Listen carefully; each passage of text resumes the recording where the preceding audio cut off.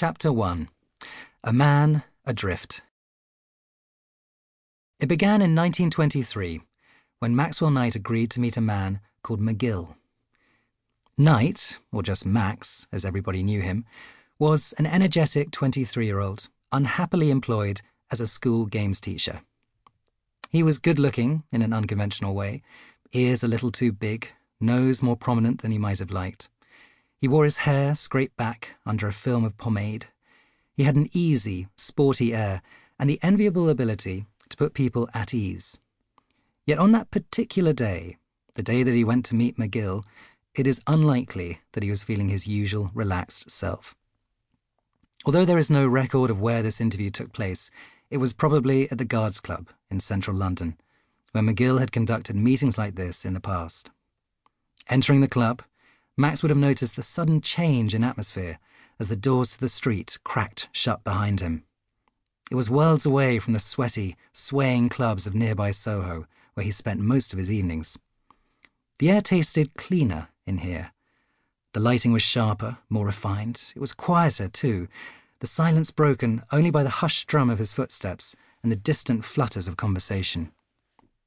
Indeed, most features of this venerable gentleman's club, from its polished neo-Georgian furnishings and Palladian proportions to the enormous elevated portraits of gimlet-eyed army officers, had been chosen to impress upon visitors the calibre and standing of the men who belonged to this military tribe.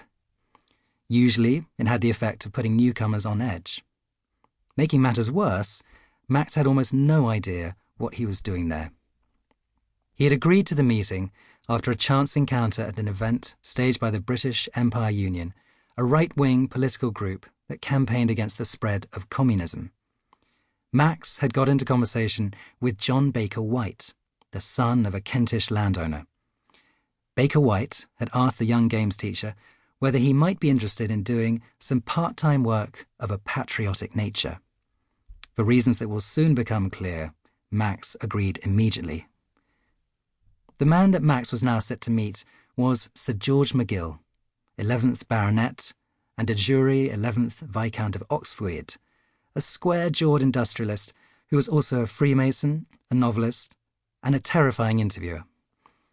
Another young man who went to meet McGill in similar circumstances would confess that, except for an uncomfortable 24 hours I spent with the 3e Bureau, part of the French security service, some time later, I have never experienced such searching cross-questioning.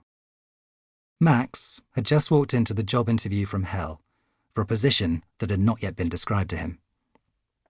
McGill's aim in the cross-examination that followed was simple. This no-nonsense, gruff industrialist wanted to get the measure of Maxwell Knight, to find out what this 23-year-old stood for, the type of man he was, and, most importantly, whether he could be trusted.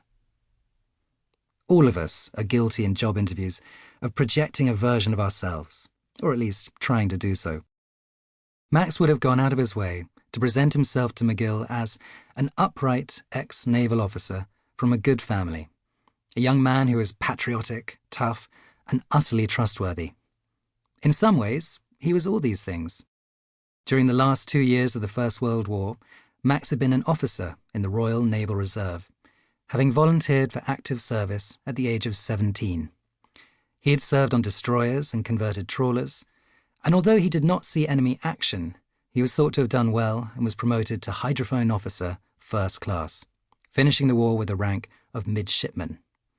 Even though Max was forced to take shore leave on one occasion as a result of seasickness, he was judged to be a promising young officer.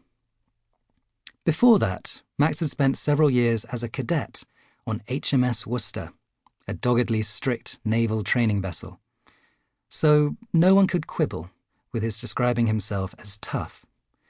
As for his family background, Max could draw faithfully on childhood memories of exploring the grounds of the Knight family pile in Wales, Tythegston Court, a manor house set amid glorious rolling parkland. His ancestors had been clerics, antiquarians, and landowners. One of his cousins was R.D. Blackmore, author of Lorna Doone, the classic Victorian romance. Although they were not quite landed gentry, the Knights had been men and women of private means and admirable reputation. When asked about his politics, Max could point